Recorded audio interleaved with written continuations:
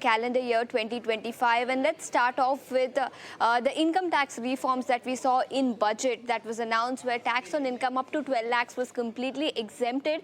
That was one big reform that we saw this year, and this also led to increase in consumption, which is perhaps likely to persist in the next calendar year as well. So this was one big reform which was announced by Finance Minister Nirmala Sitharaman in budget 2025, which came into effect in April this year.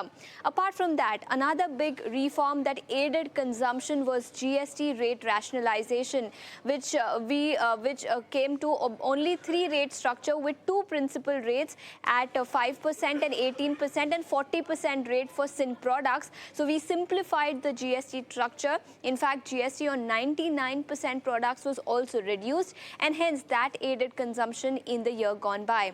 Apart from that, the Merchant Shipping Act, which came into effect in September, which aimed at modernizing shipping and port governance. In fact, the government also laid about 70,000 crore for this particular project, which aided shipbuilding in the country.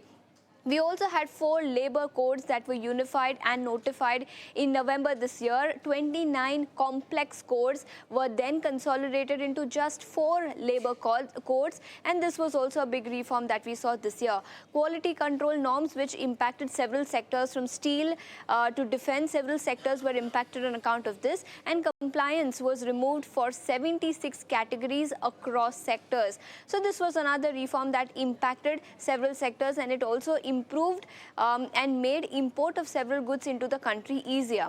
Quality control norms is what we were talking about, but apart from that, Sabka Bima Sabki Raksha bill, 100% FDI in the insurance sector. This was approved by the government just a few days back, which is aimed at privatizing the insurance sector, and several private players will now be able to enter India's insurance sector.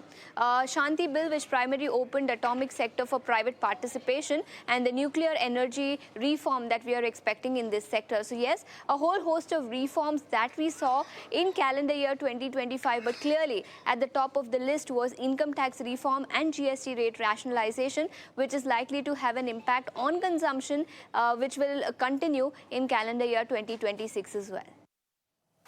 All right, so those were all the big reforms that we saw in 2025. All eyes now on the budget 2026. We'll wait for that. But with that, we're completely timed out in this edition of the show. Ankita and I will take your leave, but don't go anywhere. Closing trades coming up next.